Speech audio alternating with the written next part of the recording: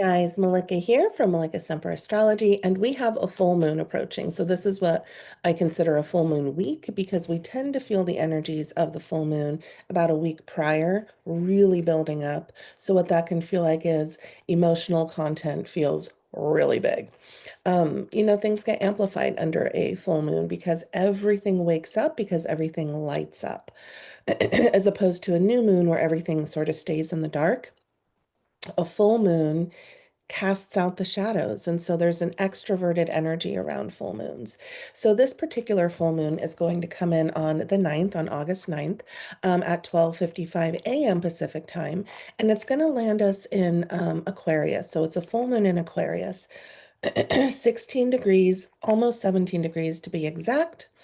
And so first and foremost, looking into your own chart and finding where that 16 degrees of Aquarius lands, what house it's in, that is the area of life that's going to be affected most by this particular full moon in Aquarius. So I'll give you an example. For my chart, it lands in the sixth house. So all sixth house themes are going to be lit up, which is work life, workspace, coworkers, health, day-to-day life, activities, the organization, the structures, the systems of day-to-day life, things of that nature. So it's like a little cheat sheet on how to sort of look to see where and how full moons and new moons can affect you. So a full moon in Aquarius, let's talk about it. The moon is in Aquarius, the sun is in Leo. So there's this ping pong energy between self-expression, Leo, and the collective's expression, the collective energy, Aquarius.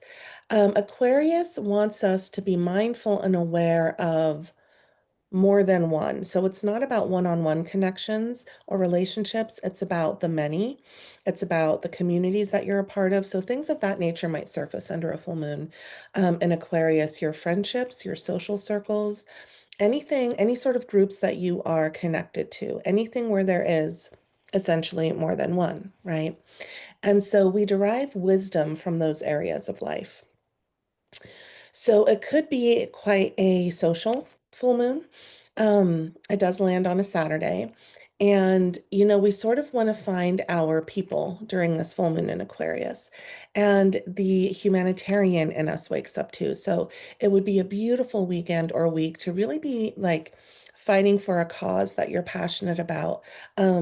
Standing up for the underdog, fighting the bully, using your voice for those that don't have a voice, things of that nature is what your typical Aquarian is going to get really excited about.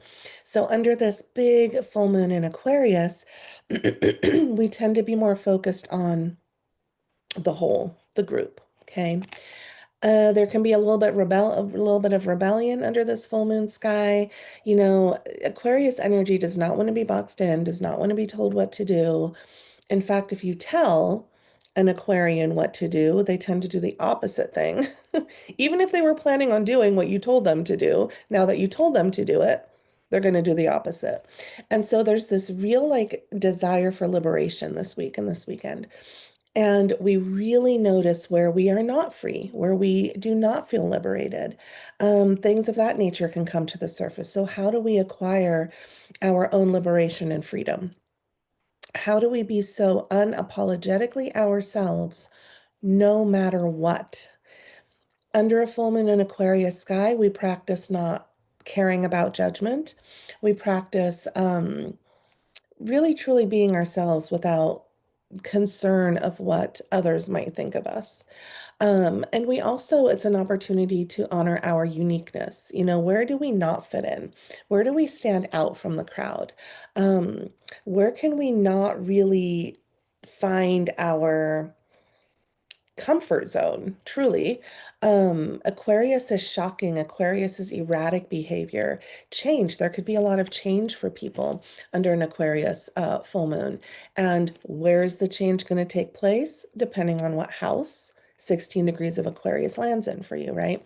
So you can start to work with your own chart and see how the moon will affect you. So we are up for change, we are up for freedom, we are up for liberation, we are up for looking at the bigger picture and the collective more so than one-on-one connections. We're looking at our social circles, our friendships. We're really looking where we can march to the beat of our own drum and do things in a non-traditional, unconventional way this weekend.